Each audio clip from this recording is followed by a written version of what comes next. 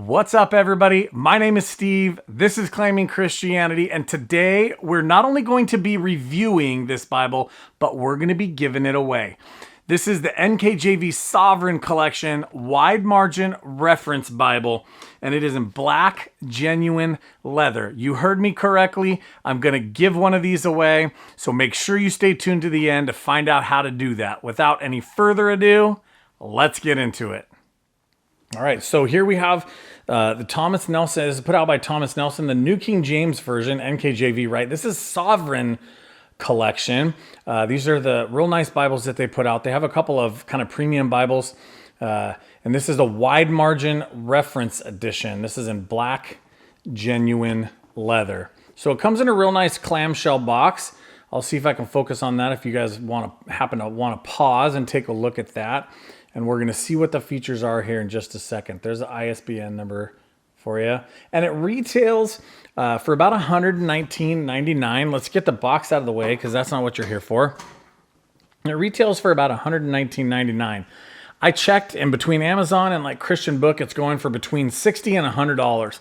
And that's a really good price for such a nice Bible. Now, it is genuine leather. You can see a couple of dents here in the sides and the edges.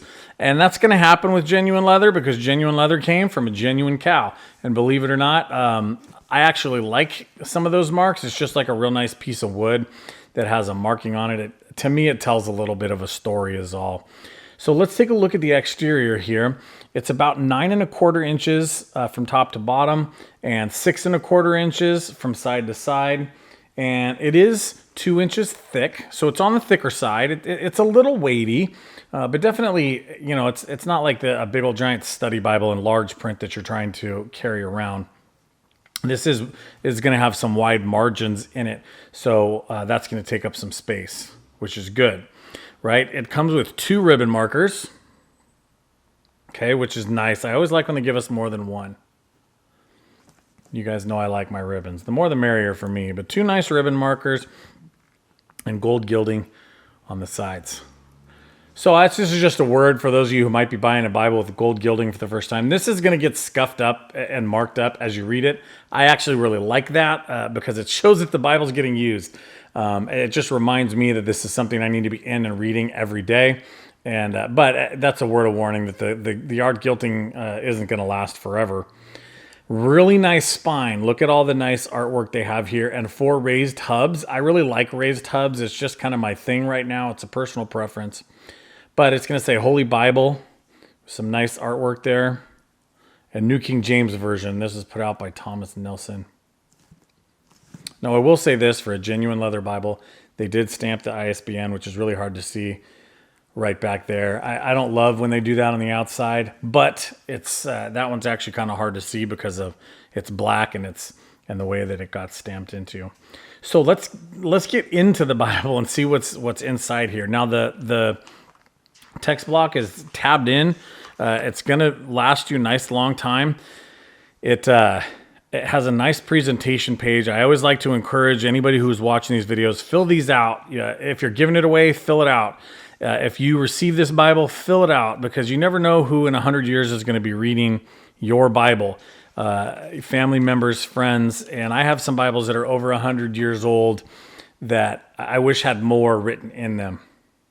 So here's your legal information, just in case that's something you're interested in. And we get a table of contents. Now, with a Bible that's not a study Bible, the table of contents is pretty basic, such as this one. You get the 66 books of the canon, and that's basically it. Sometimes on the back page, which you don't get here, you get them in alphabetical order. But like I said, this isn't a study Bible, so there's not a whole lot else in here that they need to refer you to point you around. You do always get the preface to the translation. I highly suggest you read through. This is one that's a little bit shorter. I always like to suggest that you read through it at least one time in every Bible that you own. It's important to know why they translated it the way that they did, maybe abbreviations that they use that you might want to be familiar with. Now, as we get into the Bible here, first of all, right here in Genesis, see, I take my hands away, it stays really nice, lay flat, lay open. You're not going to have a problem with that. But you're going to start noticing these drop caps. These are really neat, really pretty. I think it's a really elegant way of just laying out the Bible. Kind of feels a little bit old school, and you know what? The Bible is old school.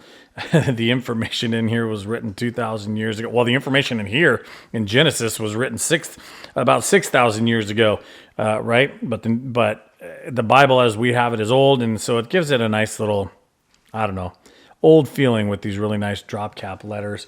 Let me raise them up just a little bit for you so you can get a little bit better of a picture. And there's a lot of like gold, as you saw kind of on the spine, you get your gold, and then that's carried out throughout the Bible. You have these little sections, what the Bible's about here on the inside. And I think this is a really cool little feature. It just tells you kind of what this page is about. The children of Jacob.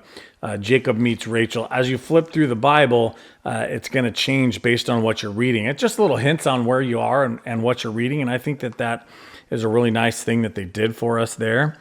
You can see that this is a dual column Bible. This is double column verse by verse. Now, this is a little tiny bit of a constructive criticism, but I love verse by verse. Verse by verse is my format. That's what I would always choose if I have the choice.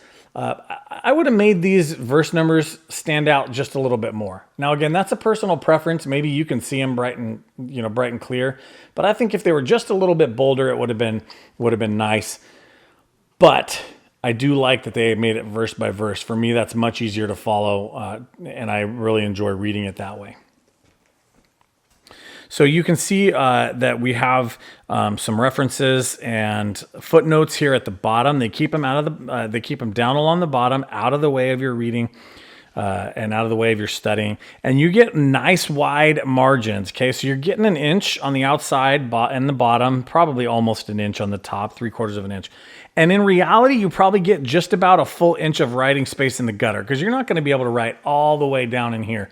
But you get almost a full inch of writing space in the gutter, and that's a big space for gutter writing. Is that a term? Maybe I just invented it. And at some of the ends of the chapters, you do get a little bit of space if you want to write some extra notes. Now, this Bible is, you can see we flip open to the beginning of Ezra here, does come with just a short amount about what the chapter is about, just a little introduction, and it's usually about a paragraph or two. It's not much, but it's good enough to get you started. And this is a 9-point font. So 9-point red letter edition, right? When you get to the words of Christ in the New Testament, it's going to be a red letter edition. 9 points, really nice, especially with the line matching. So it's line matched. And if you're not familiar with line matching, that just means that the word on the front matches up exactly with the word on the back. And I can't show you without flipping the page. But it makes it much easier to read, much more readable. And I will show you ghosting. So in these areas where there's nothing, you can see ghosting. But the fact that it's line matched, and the paper quality is actually really nice too. For a wide margin Bible that has a lot of pages in it, the pages are still nice and thick. But that makes it much easier to read. Line matching, nice thick paper, the ghosting or the show through, whatever you want to call it, doesn't bother me. It doesn't get in the way. Sometimes it's so much, they pack so many words in here, and the ghosting shows through really bad. It makes it a little bit more difficult to read. And I don't have that problem with this Bible. Now, we do have, again, the little book intros and the themes, as I want to keep pointing out, and those are in gold. The drop caps are in gold. Really nice, right? Here's your poetry setting. I like when the poetry stands out a little bit. I have a couple of Bibles that it doesn't, that they just chose to kind of keep it basically the same. And I think that it's really nice when it stands out. Still double column. It's poetry is always going to be verse by verse, but they made it like center column justified, and I like that. I don't know if this is true center column justified, but you can see what it looks like here. For those of you who are familiar with my Bible reviews, you know I like to flip open to a section like Isaiah or Jeremiah, and this is why right here, because you can see poetry section right next to non-poetry section and what the difference looks like. So this is a really nice Bible. I am a New King James guy because my church teaches from the New King James. My pastor preaches from the New King James, which means I teach and preach from the New King James. And it's a good, solid translation to have. So I've come to love the product that they're putting out. If I didn't mention this already, it is a sewn binding.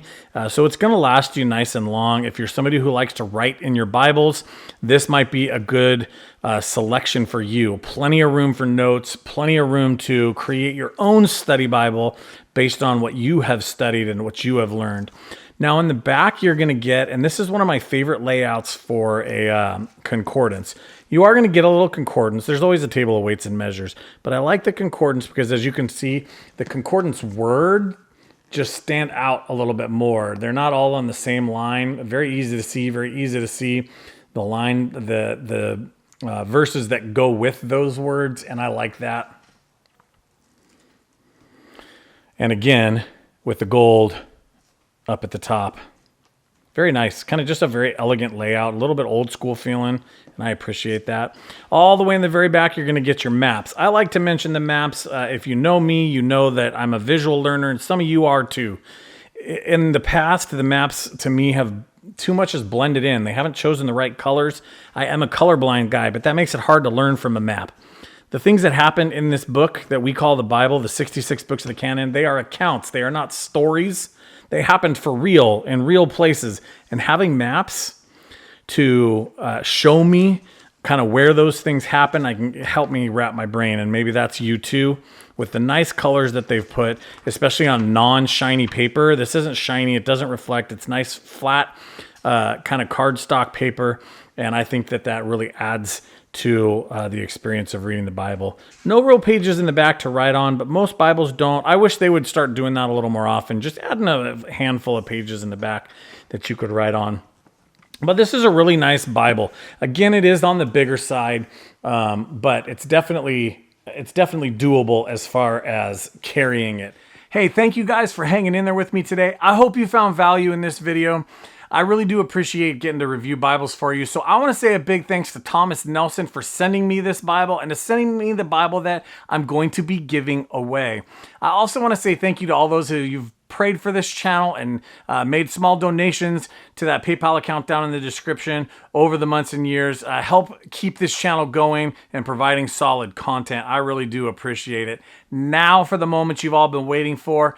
I happen to have an extra one of these, so I'm going to be giving it away. Here are the rules. First of all, you had to watch this video all the way through if you made it this far. And I want you to leave a comment down in the description. You can tell me what you like the most about the Bible, maybe how you're going to use it. I don't care. Just leave me some comments down in the comments section. Number 2 and number 3 are on your honor. The first one is you need to make sure you're subscribed to the channel. I put out lots of good information like this. Hopefully I'll be giving more Bibles away in the future, but more importantly, I just seek to build the kingdom through the abilities that God has put into this, and I need your help in doing that. So make sure you're subscribed, and the second way is I want you to share your channel on your own personal social media accounts. Find your favorite video or just share the whole channel. Let everybody know you've gotten value in this place. Let me know you did those things. I'll enter you into the drawing. And 7 days from the day that this video is posted, we will put a little video out on who won. Again, thank you guys so much. Be blessed. Have a great day. And don't forget, be the Christians you claim to be.